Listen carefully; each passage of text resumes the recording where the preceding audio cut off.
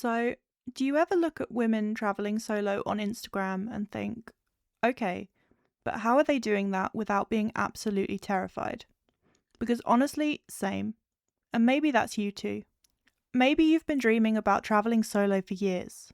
You save the posts, watch the YouTube videos, read all the travel blogs, but then immediately your brain goes, okay, but what if I panic? What if I get lonely? What if something goes wrong?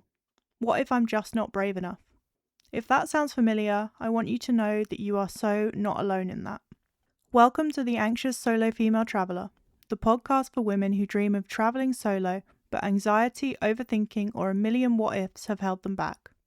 I'm Katie, and over the last 5 years, I've travelled to 24 countries solo, with my anxiety and social anxiety along for the ride. And no, solo travel didn't magically cure me. I still overthink, I still get anxious, I still wonder why on earth I booked the trip in the first place sometimes. I still have many moments where I want to stay home instead. But I go anyway. And honestly, I wouldn't trade those experiences for anything. Because somewhere along the way, I realised that the goal isn't to become fearless at all. It's learning how to travel with your anxiety instead of just waiting for it to disappear.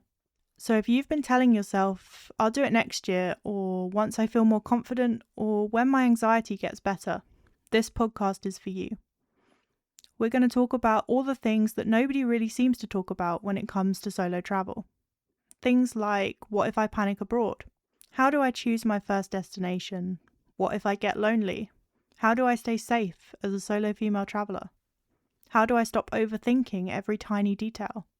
And how do I actually book that first trip when my brain is convinced that it's a terrible idea?